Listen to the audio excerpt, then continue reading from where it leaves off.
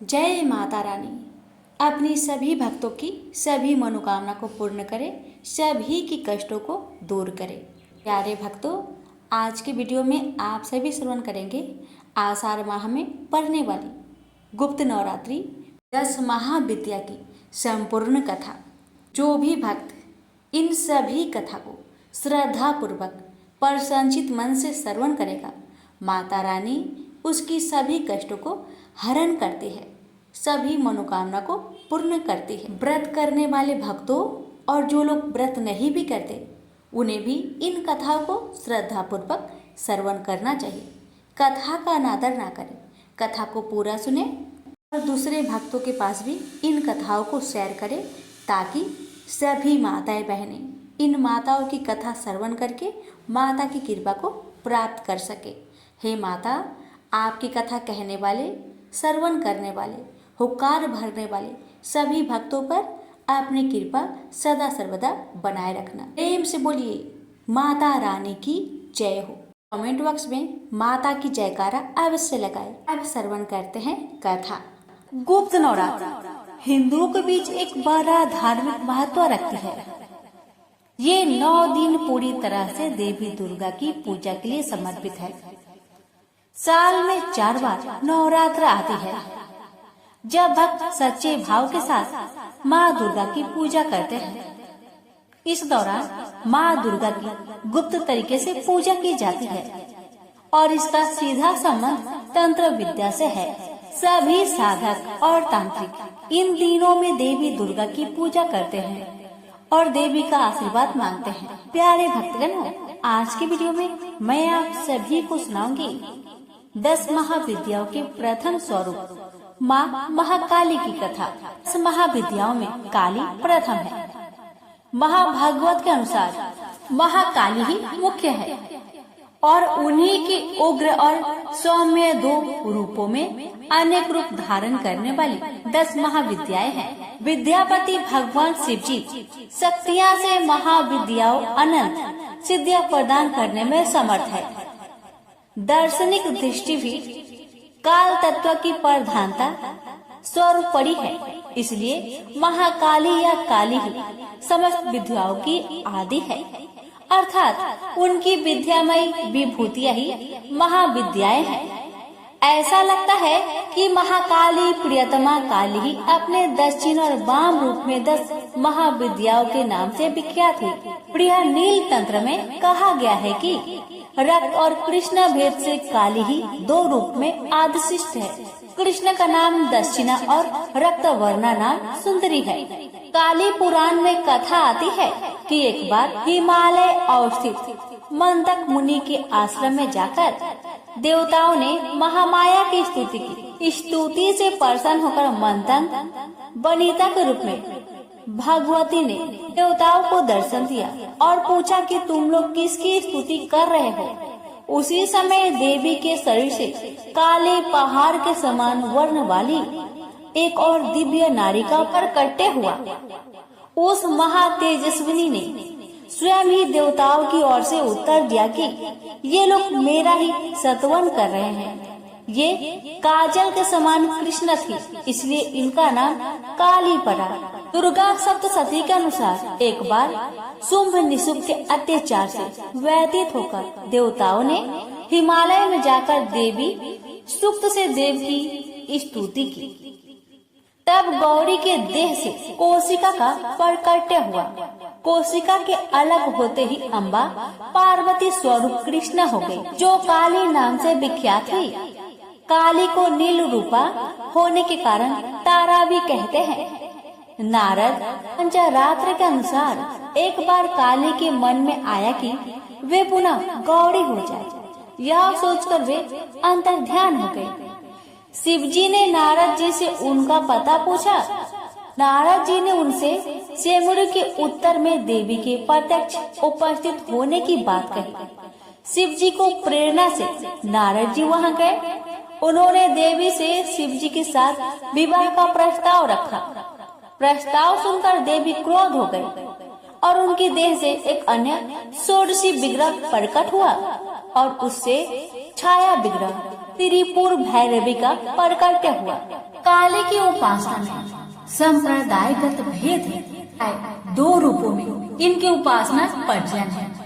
भाव बंधन मोचन में काली की उपासना सौकृष्टिक कही जाती है। शक्ति साधनों के दो पीठों में काली का उपासना श्याम पीठ पर करने योग्य है। भक्ति मार्ग में तो किसी भी रूप में महामाया की उपासना फलप्रदा है, पर सिद्धि के लिए उनकी उपासना वीर भाव से की जाती है। साधन के द्वारा जब अहंता, ममता और भेद बुद्धि का नाश होकर साधक में पूर्ण शिशुत्व उदय हो जाता है, तब काली का श्री विग्रह साधक के समक्ष प्रकट हो जाता है। उस समय भगवती काली की छवि अवर्णनीय होती है।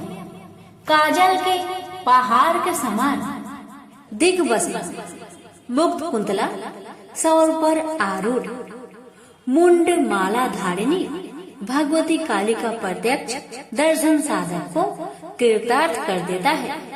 तांत्रिक मार्ग में यद्यपि काली की उपासना दीक्षा गम्य है, तथापि अनन्य शरणागति के द्वारा उनकी कृपा किसी को भी प्राप्त हो सकती है। मूर्ति मंत्र अथवा गुरु द्वारा उपदिष्ट किसी भी आधार पर भक्ति भाव से मंत्र जप, पूजा, होम और पूर्व शरण करने से भगवती काली प्रसन्न हो जाती है। उनकी प्रसन्नता से साधक को सहज संपूर्ण अभिष्टों की प्राप्ति हो जाती है। इसे बोलिए काली माता की जय। आप सभी श्रवण करेंगे श्री दुर्गा सप्तशती पाठ प्रथम अध्याय। उसके बाद आप श्रवण करेंगे माँ दुर्गा की कथा। आपको पूरा जरूर सुनिएगा, किसी भी कथा को अधूरा नहीं छोड़ा जाता। अगर आप व्रत करते हैं तो कथा को पूरा जरूर सुनिएगा। माता रानी आपकी सभी मनोकामना को पूर्ण करे। माँ तारा की कथा। भगवती काली को ही नील रूपा होने के कारण तारा भी कहा गया है। चिन्हांतर से तारा नाम का रहस्य ये भी है कि ये सर्वदा मोक्ष देने वाली, तारने वाली है, इसलिए इन्हें तारा कहा जाता है। महाविद्याओं में दूसरा स्थान पर पड़ी गणित है। अनायास ही वक्र शक्ति प्रदान करने में समर्थ है, इसलिए इन्हें नील सरस्वती भी कहते हैं। भयंकर विपत्तियों से भक्तों की रक्षा करती है, इसलिए उग्र तारा है।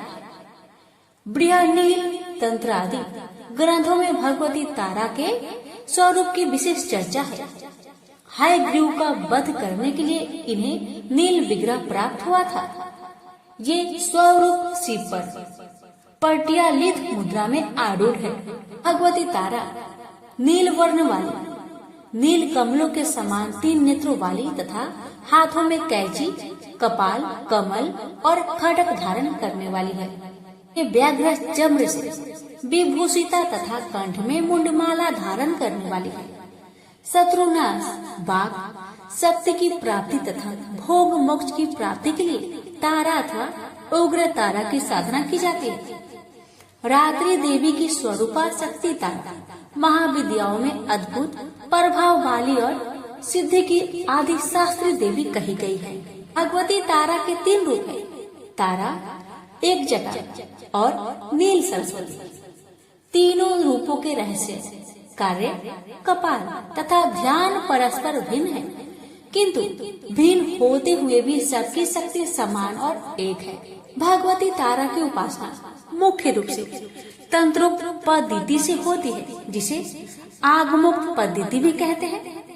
इनकी उपासना से सामान्य व्यक्ति भी बृहस्पति के समान विद्वान हो जाता है। भारत में सर्वप्रथम महर्षि वशिष्ठ ने तारा की आराधना की थी, इसलिए तारा को वशिष्ठ राधिका तारा भी कहा जाता है। वशिष्ठ ने पहले भगवती तारा की आराधना वैदिक रीति से करनी प्रारंभ की। जो सफल न हो सके उन्हें अदृश्य शक्ति से संकेत मिला कि वे तांत्रिक पद्धति के द्वारा, जिसे चीना चारा कहा जाता है, उपासना करें। तब वशिष्ठ ने तांत्रिक पद्धति का आश्रय लिया, तब उन्हें सिद्धि प्राप्त हुई। ये कथा आचार्य तंत्र में वशिष्ठ मुनि की आराधना उपाख्यान में वर्णित है। इससे यह सिद्ध होता है कि पहले जिन तिब्बत, लद्दाख आदि में तारा की उपासना प्रचलित थी। तारा का प्रादुर्भाव मेरु पर्वत के पश्चिम भाग में चोलना नाम की नदी के या चोलत सरोवर के तट पर हुआ था, ऐसा कि स्वतंत्र तंत्र में वर्णित है। मेरो पश्चिम कूले नु चोत्रताख्यो हादो महान तत् जग्ये स्वयं तारा देवी नील सरस्वती। महाकाल संहिता के काम कलाखंड में तारा रहस्य वर्णित है, जिसमें तारा रात्रि में तारा की उपासना विशेष महत्व है। माघ शुक्ल नवमी की रात्रि तारा रात्रि कहलाती है। माघ मासी नवम्या तु शुक्ल पक्षे तु भूक्ते क्रोधरत्र महेशानी तारारूपा भविष्यति। बिहार के सहरसा जिले में प्रसिद्ध महिषी ग्राम में उग्र तारा सिद्धिपीठ विद्यमान है। वहाँ तारा एक जटा तथा नील सरस्वती की तीनों मूर्तियाँ एक साथ है। मध्य में बड़ी मूर्ति तथा दोनों तरफ छोटी मूर्तियाँ हैं। कहा जाता है कि महर्षि वशिष्ठ ने यही तारा की उपासना करके सिद्धि प्राप्त की थी। तंत्र शास्त्र के प्रसिद्ध ग्रंथ महाकाल संहिता के गुहा काली खंड में महाविद्याओं की उपासना विस्तृत वर्णन है। उसके अनुसार तारा का रहस्य अत्यंत चमत्कारजनक है। प्रेम से बोलिए तारा रानी की जय। चिन्ह मस्ता माता की व्रत कथा वर्तनशील जगत का आधिपति कम्बंध है और उसकी शक्ति की चिन्ह मस्ता है। विश्व की वृद्धि हास तो सदैव होती रहती है। जब हास की मात्रा कम और विकास की मात्रा अधिक होती है तब भुवनेश्वरी का पारकट्य होता है। इसके विपरीत जब निर्गम अधिक और आगम कम होता है तब छिन्न मस्तक का प्राधान्य होता है। भगवती छिन्न मस्तक का स्वरूप अत्यंत गोपनीय है। इसे कोई अधिकारी साधक ही जान सकता है। महाविद्याओं में इनका तीसरा स्थान है। इनके प्रादुर्भाव की कथा इस प्रकार है। एक बार भगवती भवानी अपनी सहचरी जया और विजया के साथ मंदाकिनी में स्नान करने के लिए गई। स्नान उपरांत क्षुधागिरी से पीड़ित होकर वे कृष्ण वर्ण की हो गई। उसी समय उनकी सहचरियों ने भी उनसे कुछ भोजन करने के लिए मांगा। देवी ने उनसे कुछ समय प्रतीक्षा करने के लिए कहा। थोड़ी देर उन्होंने प्रतीक्षा की और उसके बाद फिर उन्होंने जब पुनः भोजन के लिए निवेदन किया तब देवी ने उनसे कुछ देर और प्रतीक्षा करने के लिए कहा।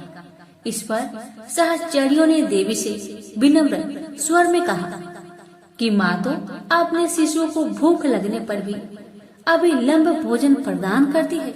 आप हमारी उपेक्षा क्यों कर रही हैं? आपने सहचरियों के मधुर वचन सुनकर कृपामयी देवी ने अपने खड्ग से अपना सिर काट दिया। कटा हुआ सिर देवी के बाएं हाथ में आ गिरा और उनके कम बंद से रक्त की 3 धाराएं प्रवाहित हुई। वे 2 धाराओं को अपनी दोनों सहचरियों की ओर प्रवाहित कर दी, जिसे पीती हुई दोनों प्रसन्न होने लगी और तीसरी धारा को देवी स्वयं पान करने लगी। तभी से देवी छिन्न मस्तका के नाम से प्रसिद्ध हुई। ऐसा विधान है कि आधी रात अर्थात चतुर्थ संध्या काल में छिन्न मस्तका की उपासना से साधक को सरस्वती सिद्धि हो जाती है। शत्रु विजय, समूह आस्थाभन, राज्य प्राप्ति और दुर्लभ मोक्ष प्राप्ति के लिए छिन्न मस्तका की उपासना अमोघ है। छिन्न मस्तका आध्यात्मिक स्वरूप अत्यंत महत्वपूर्ण है। छिन्न यह शीर्ष की प्रतीक है। ये देवी श्वेत कमल पीठ पर खड़ी है। दिशाएं ही उनके वस्त्र है। इनकी नाभि में योनि चक्र है। कृष्णा, तम और रक्तरज गुणों की देवियां इनकी सहचारियां हैं। ये अपना शीश काटकर भी जीवित है। यह अपने आप में पूर्ण अंतर्मुखी साधन का संकेत है। विद्वानों ने इस कथा में सिद्धि की चरम सीमा का निर्देश माना है। योग शास्त्र में 3 ग्रंथियां बताई गई है, जिनके भेदन के बाद योगी को पूर्ण सिद्धि प्राप्त होती है। इन्हें ब्रह्म ग्रंथि, विष्णु ग्रंथि तथा रुद्र ग्रंथि कहा गया है। मूलाधारा में ब्रह्म ग्रंथि, मणिपुर में विष्णु ग्रंथि तथा आज्ञा चक्र में रुद्र ग्रंथि का स्थान है। इन ग्रंथियों के भेद से ही अद्वैतानंद की प्राप्ति होती है। योगियों का ऐसा अनुभव है कि मणिपुर चक्र के नीचे की नाड़ियों में ही काम और रति का मूल है। उसी पर छिन्न महाशक्ति आरूढ़ है। इसका उग्र प्रवाह होने पर रुद्र ग्रंथि का भेदन होता है। छिन्न मस्तका ब्रज विरोचनी नाम सातों बौद्धों तथा जिनों में समान रूप से प्रचलित है। देवी की दोनों सहचर्या रजोगुण तथा तमोगुण की प्रतीक है। कमल विश्व परपज्ञ है और कमला रति चिंतानंदन की स्थूल वृत्ति है। यह दारण्य की अश्वशीर विद्या, शाक्तों की हयग्रीव विद्या तथा गणपतियों के छिन्न शीर्ष गणपति का रहस्य भी छिन्न मस्तता से ही संबंधित है। हिरण्यकशिपु वैरोचन आदि छिन्न मस्तका के ही उपासक थे, इसलिए इन्हें वज्र विरोचनीय कहा गया है। विरोचन अग्नि को कहते हैं। अग्नि के स्थान मणिपुर में छिन्न मस्तका का ध्यान किया जाता है और वज्र नाड़ी में इनका प्रवाह होने से इन्हें वज्र विरोचनीय कहते हैं।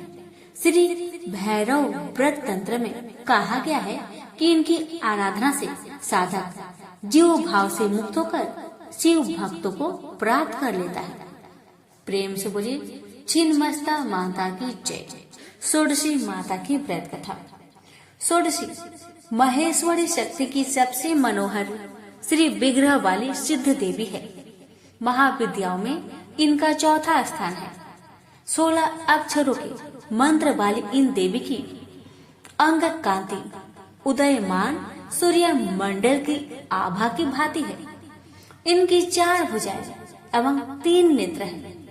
ये शांत मुद्राएं में लेटी हुई सदा शिव पर स्थित कमल के आसन पर आसीन है। इनके चारों हाथ में क्रमशः पास, अंकुश, धनुष और बाण सुशोभित है। वर देने के लिए सदा सर्वदा तत्पर भगवती का श्री विग्रह सौम्य और हृदय दया से आपूरित है। जो इनका आश्रय ग्रहण कर लेता है उनमें और ईश्वर में कोई भेद नहीं रह जाता है। वस्तुतः इनकी महिमा अवर्णीय है। संसार के समस्त मंत्र तंत्र इनकी आराधना करते हैं। वेद भी इनका वर्णन करने में असमर्थ है। भक्तों को ये प्रसन्न होकर सब कुछ देती है। अभिष्टो सीमित अर्थवाच्य है। प्रशांत हिरण्य गर्भ ही शिव है और उनकी शक्ति षोडशी है। तंत्र शास्त्रों में षोडशी देवी की पंचवक्त्र अर्थात 5 मुखों वाली बताया गया है। चारों दिशाओं में 4 और 1 ऊपर की ओर मुख होने से पंचवक्ता कहा जाता है। देवी की 5 मुख तत्पुरुष, सधोजात, वामदेव, अघोर और ईशान शिव के 5 रूपों के प्रतीक है। 5 दिशाओं के रंग क्रमशः हरित, रक्त, धूम्र, नील और पीत होने से यह मुख भी उन्हीं रंगों के हैं। देवी के 10 हाथों में क्रमशः अभय टंग, शूल, वज्र, 5 खड्ग, अंकुश, घंटा, नाग और अग्नि है। इनमें 16 कलाएं पूर्ण रूप से विकसित है। अतएव ये षोडशी कहलाती है। षोडशी को श्री विद्या भी माना जाता है। इनके ललिता राज, राजेश्वरी, महात्रिपुर सुंदरी, बाला पंचदर्शी आदि अनेक नाम हैं। इन्हें आदि शक्ति माना जाता है। अन्य विद्याएं भोग या मोक्ष से एक ही देती है। अपने उपासकों भुक्ति और मुक्ति दोनों प्रदान करती है। इनके स्थूल, सूक्ष्म, पर तथा तूर्य 4 रूप है। परम्बार पार्वती जी ने भगवान शिव से पूछा, भगवान आपके द्वारा प्रकाशित तंत्र शास्त्र की साधना से जीव के आदि व्याधि, शोक, संताप, दीनता, हीनता तो दूर हो जाएंगे, किंतु गर्भवास और मरण के असह दुख की निवृत्ति तो इससे नहीं होती। कृपा करके इस दुख से निवृत्ति और मोक्ष पद की प्राप्ति कोई उपाय बतलाइए। परम कल्याणमय परम्बा के अनुरोध पर भगवान शंकर षोडशी श्री विद्या साधन प्रणाली को प्रकट किया। भगवान श्री शंकराचार्य ने भी श्री विद्या के रूप में इन्हें षोडशी देवी की उपासना की थी। इसलिए आज भी सभी शंकर पीठों में भगवती षोडशी, राज राजेश्वरी, त्रिपुर सुंदरी की श्री तंत्र के रूप में प्रार्थना चली आ रही है। भगवान शंकराचार्य ने सौंदर्य लहरी में षोडशी श्री विद्या की स्तुति करते हुए कहा कि अमृत के समुद्र में एक मणि का द्वीप है जिसमें कल वृक्षों की भी बारी है, 9 रत्नों के 9 परकोट है। उन वन में चिंतामणि से निर्मित महल में ब्रह्मामय सिंहासन है जिसमें पंचकृत्य के देवता ब्रह्मा, विष्णु, रुद्र और ईश्वर आसन के पाए हैं। सदाशिव फलक है। सदाशिव के नाभि से निर्गत कमल पर विराजमान भगवती षोडशी त्रिपुर सुंदरिका का जो ध्यान करते हैं वे धन्य हैं। भगवती के प्रभाव से उन्हें भोग और मोक्ष दोनों सहज ही उपलब्ध हो जाते हैं। धैर्य बयामल तथा शक्ति लहरी में इनकी उपासना का विस्तृत परिचय मिलता है। दुर्वासा इनके परम साधक थे। इनकी उपासना श्री चक्र में होती है। प्रेम से बोलिए षोडशी माता की जय। भुवनेश्वरी माता की कथा। देवी भागवत में वर्णित मणि दीपक की आदि शास्त्रीय देवी हलेखा ऋण मंत्र की स्वरूपा शक्ति और सृष्टि क्रम से महालक्ष्मी स्वरूपा आदि शक्ति भगवती भुवनेश्वरी भगवान शिव के समस्त लीला विलास की सहचरी है। जगदम्बा भुवनेश्वरी स्वरूप सौम्य और अंग कांति अरुण है। भक्तों को अभय और समस्त सिद्धियां प्रदान करना इनका स्वाभाविक गुण है। 10 महाविद्याओं में ये 5वें स्थान पर परिगणित है। देवी पुराण के अनुसार मूल प्रकृति का दूसरा नाम ही भुवनेश्वरी है। ईश्वर रात्रि में जब ईश्वर के जगद्रूप व्यवहार का लोप हो जाता है उस समय केवल ब्रह्मा अपनी अव्यक्त प्रकृति के साथ शेष रहता है। तब ईश्वर रात्रि की आदि शास्त्री देवी भुवनेश्वरी कहलाती है। अंकुश और पास इनके मुख्य आयुध है। अंकुश नियंत्रण का प्रतीक है और पास राग अथवा आसक्ति की प्रतीक है। इस प्रकार सर्वरूपा मूल प्रकृति ही भुवनेश्वरी है, जो विश्व को वमन करने के कारण बामा शिवमयी होने से ज्येष्ठा तथा कर्म नियंत्रण, फलदान और जीवों को दंडित करने के कारण रौद्री कही जाती है। भगवान शिव का वाम भाग ही भुवनेश्वरी कहलाता है। भुवनेश्वरी के संग से ही भुवनेश्वरी सदाशिव को सर्वेश होने की योग्यता प्राप्त होती है। महानिर्वाण तंत्र के अनुसार संपूर्ण विद्याएं भगवती भुवनेश्वरी की सेवा में सदा संलग्न रहती है। 7 करोड़ महामंत्र इनकी सदा आराधना करते हैं। 10 महाविद्याएं ही 10 सोपान है। काली तत्व से निर्गत होकर कमला तत्व की 10 स्थितियां हैं, जिनमें अव्यक्त भुवनेश्वरी व्यक्त होकर ब्रह्मांड का रूप धारण कर सकती है तथा प्रलय में कमला से अर्थात व्यक्त जगत से क्रमशः लय होकर काली रूप में मूल प्रकृति बन जाती है। इसलिए इन्हें काली की जन्मदात्री भी कहा जाता है। दुर्गा सप्तशती के 11वें अध्याय के मंगलाचरण में भी कहा गया है कि मैं भुवनेश्वरी देवी का ध्यान करता हूँ। उनके श्री अंगों की शोभा प्रातः काल के सूर्य देव के समान गुलाब है। उनके मस्तक पर चंद्रमा का मुकुट है। 3 नेत्रों से युक्त देवी के मुख पर मुस्कान की छटा छाई रहती है। उनके हाथ में पास, अंकुश, वरद एवं अभय मुद्रा शोभा पाते हैं। इस प्रकार बृहद नील तंत्र की यह धारणा पुराणों के विवरण से भी पुष्टि होती है कि प्रकारांतर से काली और भुवनेश्वरी दोनों अभेद है। अव्यक्त प्रकृति भुवनेश्वरी ही रक्तवर्ता काली है। देवी भागवत के अनुसार दुर्गम नामक दैत्य के अत्याचार से संतप्त होकर देवताओं और ब्राह्मणों ने हिमालय पर सर्व कारण स्वरूपा भगवती भुवनेश्वरी की ही आराधना की थी। उनकी आराधना से प्रसन्न होकर भगवती भुवनेश्वरी तत्काल प्रकट हो गई। वे अपने हाथों में बाण कमल, पुष्प तथा शाख मूल लिए हुई थी।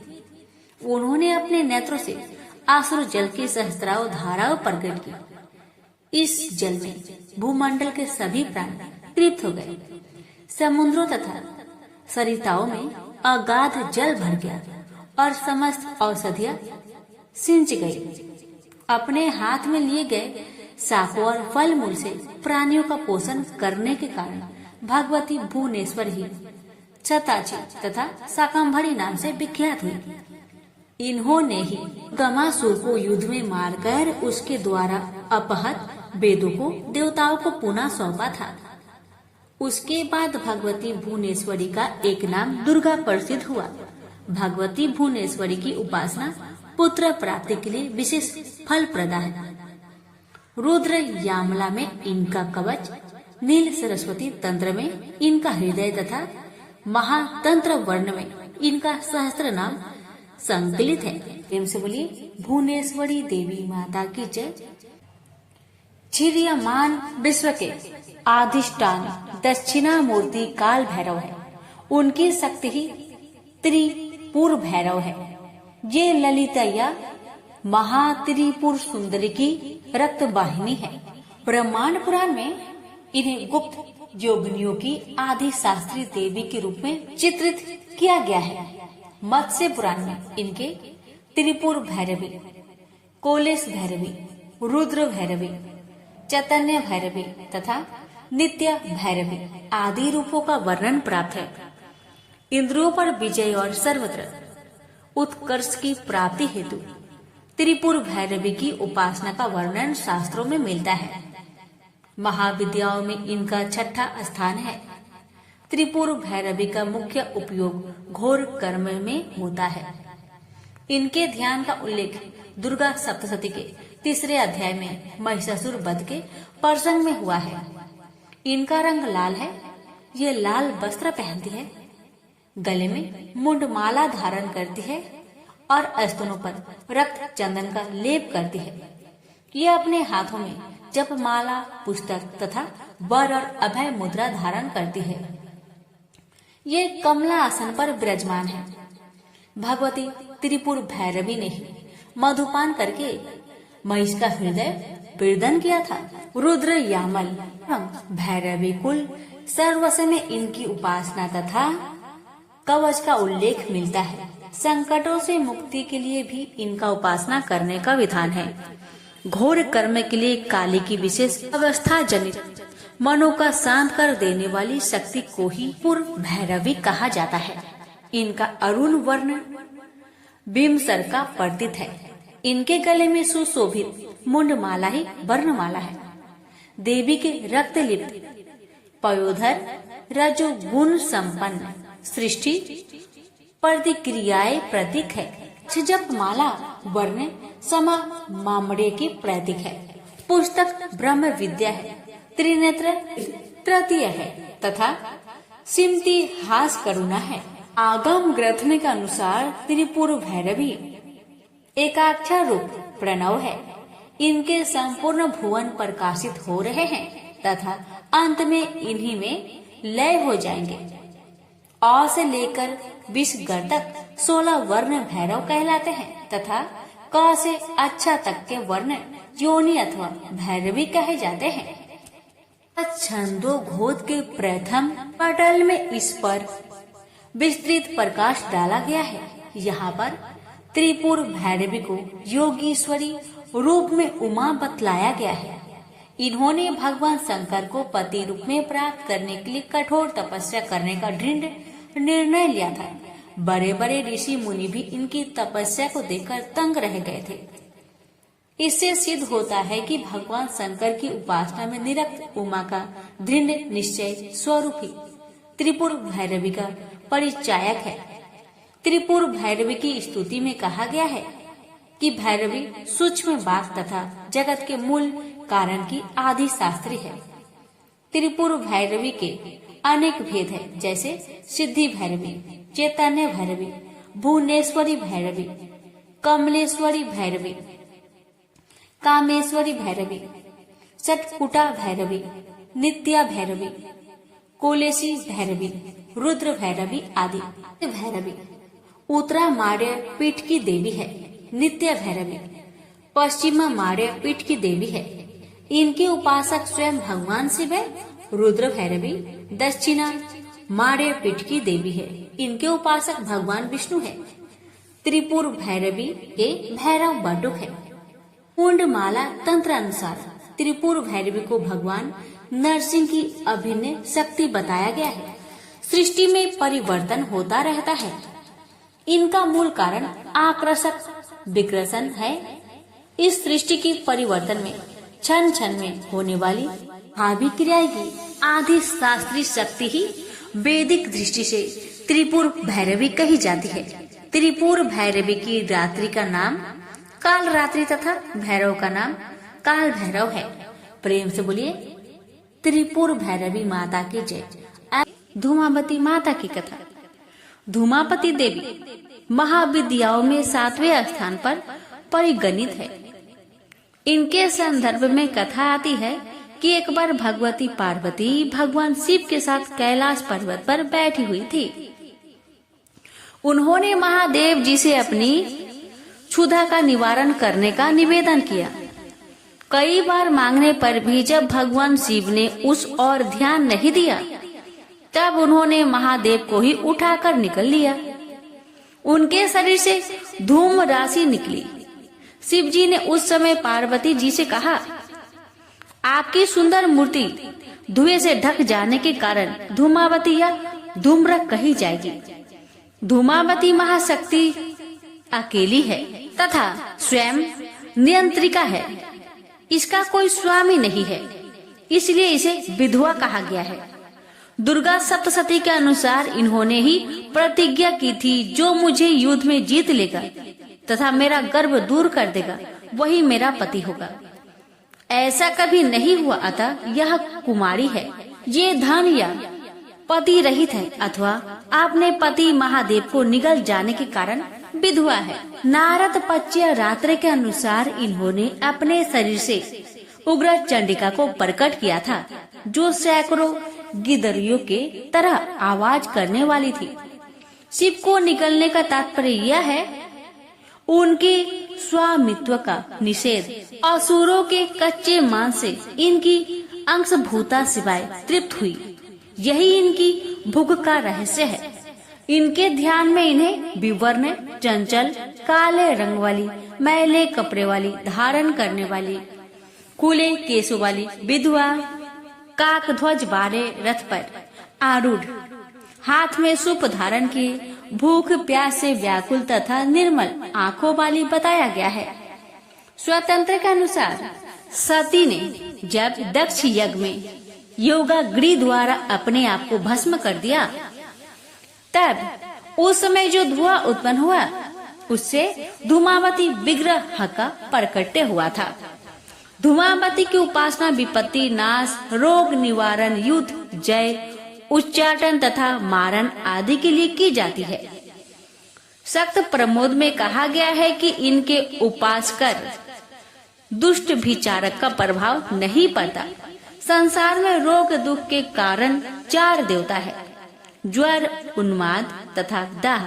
रुद्र के कोप से मूर्छा, विकलांगता, यम के कोप से धूल, गाठिया, लकवा, वरुण के कोप से तथा शोक, कलह, क्षुधा, तृष्णा आदि निरीति के कोप से होते हैं। सफत ब्रह्मांड के अनुसार धूमावती और निवृत्ति एक है। यह लक्ष्मी जी की ज्येष्ठा है, अतः ज्येष्ठा नक्षत्र में उत्पन्न व्यक्ति जीवन भर दुख भोगता है।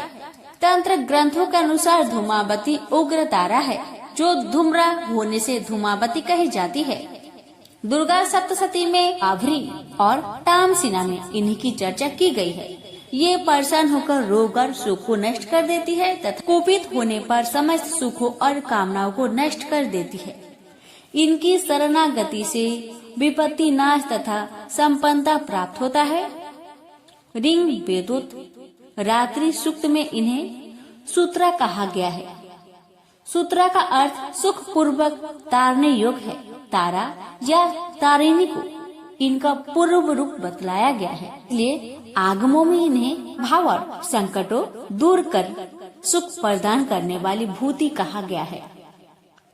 धूमावती स्थिर परिज्ञता की प्रतीक है। इनका काक ध्वज वासनाग्रस्त मन है जो निरंतर तृप्त रहता है। जीव की दीनावस्था, भूख, प्यास, कलह, दरिद्रता आदि इसकी क्रियाएं हैं। अर्थात वेद की शब्द वली में धूमावती कद्रू है जो वृत्रासुर आदि को पैदा करती है। प्रेम से बोलिए धूमावती माता की जय। कंगारा जिले से लगभग 30 किमी दूर बगलामुखी मंदिर, ज्वाला जी और चितपूर्णी देवी मंदिर दोनों के पास एक सिद्ध पीठ है। यह बगलामुखी मंदिर के नाम से प्रसिद्ध है, जो 10 महाविद्याओं में से एक है और यह देवी सभी बुराइयों का नाश करने वाली मानी जाती है। पीला रंग बगलामुखी देवी का सबसे प्रिय रंग है, इसलिए इनके मंदिर को भी पीले रंग से रंगा गया है। भक्त यहाँ पीले रंग की पोशाक पहनते हैं और पीले रंग की मिठाइयाँ जैसे बेसन के लड्डू देवी को अर्पित करते हैं। लोग कानूनी मामले से जुड़े संघर्षों में जीत के लिए, अपने दुश्मन को हराने के लिए, व्यापार में समृद्धि होने और अपने प्रेमी का दिल जीतने के लिए देवी के पास पहुंचकर बगलामुखी मंदिर में मन्नत मांगते हैं। रावण ने भी बगलामुखी की आराधना की, शक्ति से तीनों लोकों में विजय प्राप्त की थी और भगवान राम ने लंका पर चढ़ाई की और उन्हें रावण की आराध्या देवी के बारे में पता चला तो उन्होंने भी रावण से युद्ध से पहले माँ बगलामुखी की स्तुति की थी। राष्ट्रीय रूप में शत्रुओं को नष्ट करने की इच्छा रखने वाली तथा समष्टि रूप में परमात्मा की संहार शक्ति ही बगला है। पीताम्बरा विद्या के नाम से विख्यात बगलामुखी की साधना प्राय शत्रु भय से मुक्ति और वाक सिद्धि के लिए की जाती है। इनकी उपासना में हड़ी द्वारा माला, पीत पुष्प एवं पीत व वस्त्र का विधान है। महाविद्याओं में इनका 8वां स्थान है। इनके ध्यान में बताया गया है कि ये सुधा के समुद्र के मध्य में स्थित मणिमय मंडप में रत्नमय सिंहासन पर विराज रही है। ये पीत वर्ण के वस्त्र, पीत आभूषण तथा पीले पुष्पों की ही माला धारण करती है। इनके एक हाथ में शत्रु की जिह्वा और दूसरे हाथ में मुद्दर है। तंत्र के अनुसार भगवती बगलामुखी के प्रादुर्भाव की कथा इस प्रकार है। सतयुग में संपूर्ण जगत को नष्ट करने वाला भयंकर तूफान आया। प्राणियों के जीवन पर आए संकटों को देखकर भगवान महाविष्णु चिंतित हो गए। वे सौराष्ट्र देश में हरिद्रा सरोवर के समीप जाकर भगवती को प्रसन्न करने के लिए तप करने लगे। श्री विद्या ने उस सरोवर से बगलामुखी रूप में प्रकट होकर उन्हें दर्शन दिया था। विध्वंसकारी तूफान का तुरंत स्तंभन कर दिया। बगलामुखी महाविद्या भगवान विष्णु के तेज से युक्त होने के कारण वैष्णवी है। मंगलावार युक्त चतुर्दशी की अर्धरात्रि में इनका प्रादुर्भाव हुआ था। इस विद्या का उपयोग देवी प्रकोप की शांति, धन धान्य के लिए, पौष्टिक कर्म एवं अभिचारिक कर्म के लिए भी होता है। ये भेद केवल प्रधानता के अभिप्राय से है, अन्यथा इनकी उपासना भोग और मोक्ष दोनों की सिद्धि के लिए की जाती है। युज वेद की पाठक संहिता के अनुसार 10 दिशाओं को प्रकाशित करने वाली सुंदर रूप धारिणी विष्णु पत्नी त्रिलोकी जगत की ईश्वरी मानवता कही जाती है। अष्टम कारिणी शक्ति व्यक्त और अव्यक्त सभी पदार्थों की स्थिति का आधार पृथ्वी रूपा शक्ति है। अगला उसी स्तंभन शक्ति की आदि शास्त्री देवी है। शक्ति रूपा बगला की अष्टमन शक्ति से धूलोक वृष्टि प्रदान करता है। उसी से आदित्य मंडल ठहरा हुआ है और उसी से स्वर्ग लोक भी स्तंभित है। भगवान श्री कृष्ण भी गीता में उसी शक्ति का समर्थन किया गया है। तंत्र में वही अस्तंभन शक्ति बगलामुखी के नाम से जानी जाती है। बगलामुखी को ब्रह्म शस्त्र के नाम से भी जाना जाता है। ऐहिक या परलौकिक देश अथवा समाज में दुखद अरिष्टोप के दमन और शत्रुओं के समन में बगलामुखी के समान कोई मंत्र नहीं है। चिरकाल से साधक इन्हीं महादेवी का आश्रय लेते आ रहे हैं। इनके बडुआ मुखी, जात वेद मुखी, उल्का मुखी, ज्वालामुखी तथा बृहदभानुमुखी 5 मंत्र भेद है। कुंडिक कांत्र में बगलामुखी के विधान पर विशेष प्रकाश डाला गया है। मुंडमाला तंत्र में तो यहाँ तक कहा गया है कि इनकी सिद्धि के लिए नक्षत्र आदि विचार और काल शोधन की भी आवश्यकता नहीं है। बगला महाविद्या उधरवा माड़े के अनुसार ही उपास्य है। इस आम्रयास में शक्ति केवल पूज्य मानी जाती है, भोग्य नहीं। श्री कुल की सभी महाविद्याओं की उपासना गुरु के सानिध्य में रहकर सतर्कता पूर्वक सफलता प्राप्ति होने तक करते रहना चाहिए। इससे ब्रह्मचार्य का पालन और बाहर भीतर की पवित्रता अनिवार्य है। सर्वप्रथम ब्रह्मा जी ने बगला महाविद्या की उपासना की थी। ब्रह्मा जी ने इस विद्या का उपदेश सनकादिक मुनियों को किया। सनत कुमार ने देवऋषि नारद को और नारद ने संख्या नामक परमहंस को इसका उपदेश किया।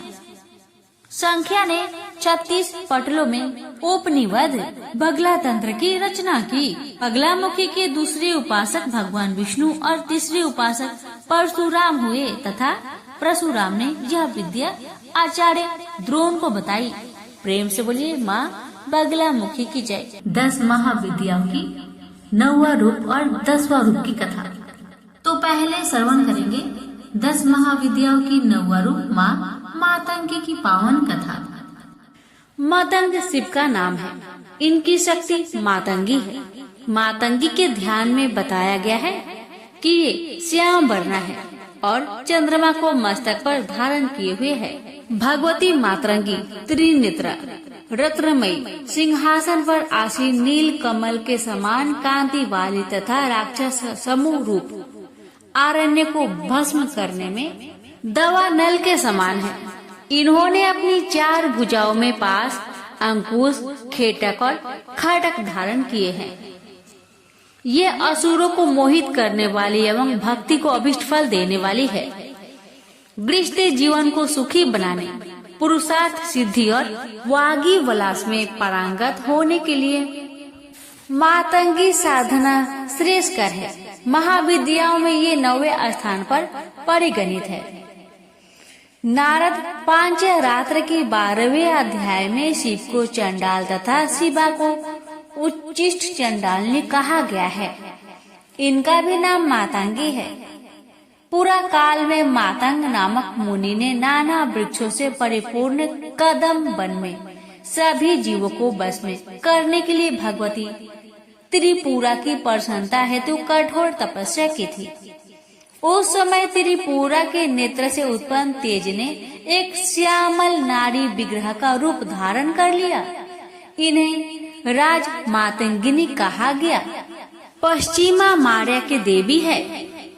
राज मातंगी सुमुखी, वत्स्य मातंगी तथा कर्ण मातंगी इनके नामांतर है। मातंगी के भैरव का नाम मातंग है। ब्रह्म यामल इन्हें मतंग मुनि की कन्या बताते हैं। 10 महाविद्याओं में मातंगी की उपासना विशेष रूप से वाक सिद्धि के लिए की जाती है। पूर्व सरिया वर्ण में कहा गया है,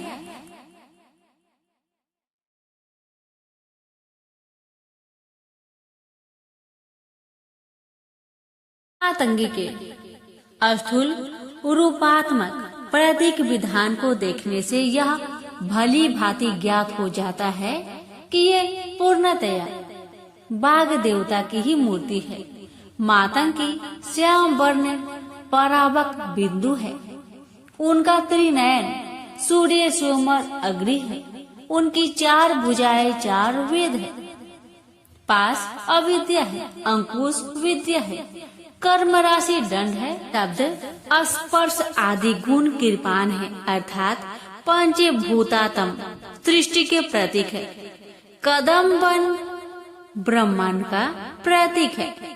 राजोपनिषद में ब्रह्मलोक को कदम्ब गोलाकार कहा गया है।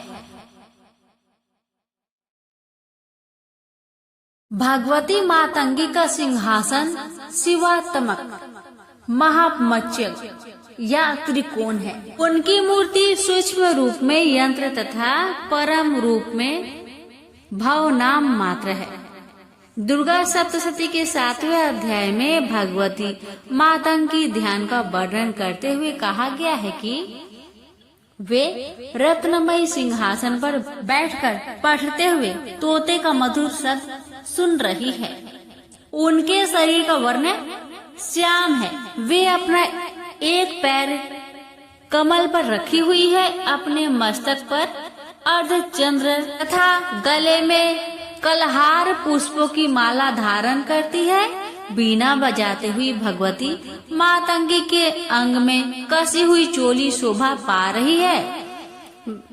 वे लाल रंग की साड़ी पहने तथा हाथ में शंखमय पात्र लिए हुए है। उनके बदन पर मधु का हल्का हल्का प्रभाव जान पड़ता है और ललाट में बिंदी शोभा पा रही है। इनका वल्की धारण करना नाद का प्रतीक है। तोते का पढ़ना ऋंग वर्ण का उच्चारण करना है, जो बीजाक्षर का प्रतीक है। कमल वर्णात्मक सृष्टि का प्रतीक है। शंख पात्र ब्रह्मरंध्र तथा मधु अमृत का प्रतीक है।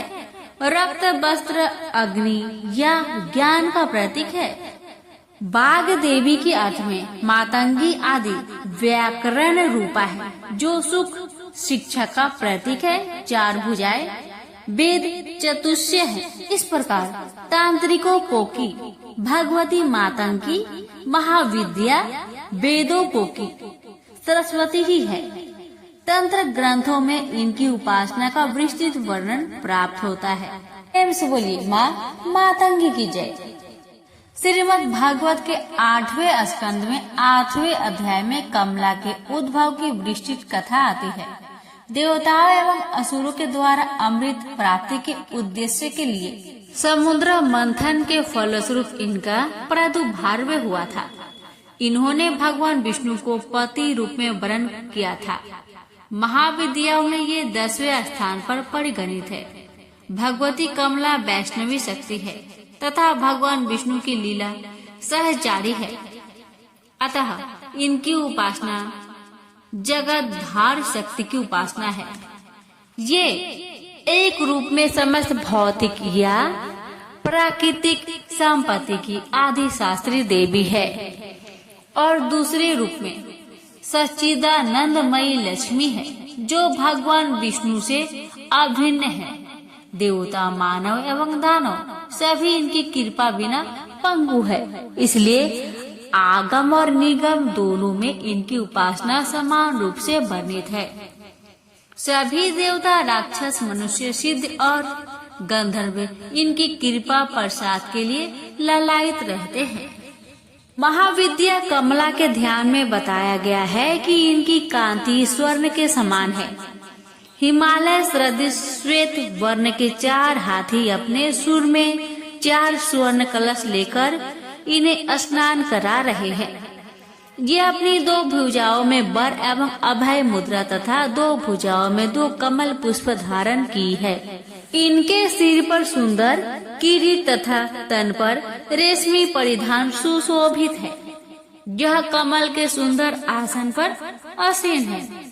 समृद्धि की प्रतीक महाविद्या कमला की उपासना स्थित लक्ष्मी की प्राप्ति तथा नारी पुत्र आदि शौक के लिए किए जाते हैं।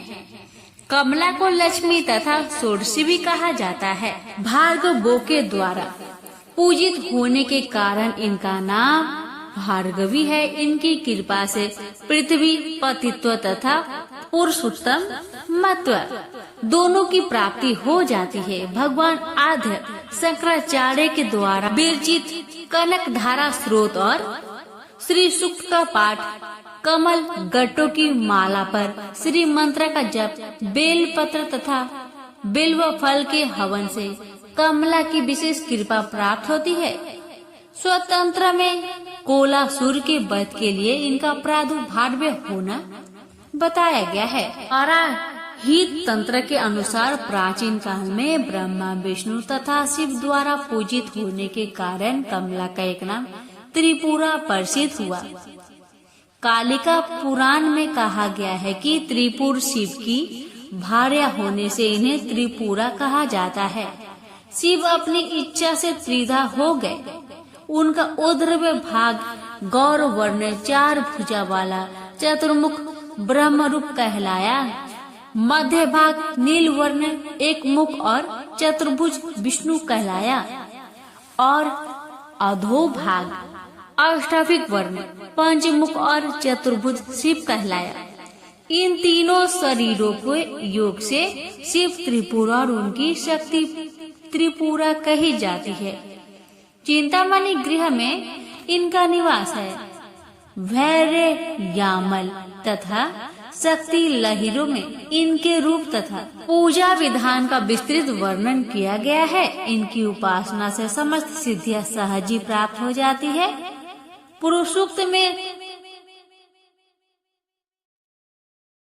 कहकर कमला को परम पुरुष भगवान विष्णु की पत्नी बताया गया है। अश्वरथ हस्ती के साथ उनका संबंध राज्य वैभव का सूचक है। पद्म स्थित होने तथा पद्म वर्ण होने का भी संकेत श्रुति में है। भगवचकित कमला के 5 कार्य है।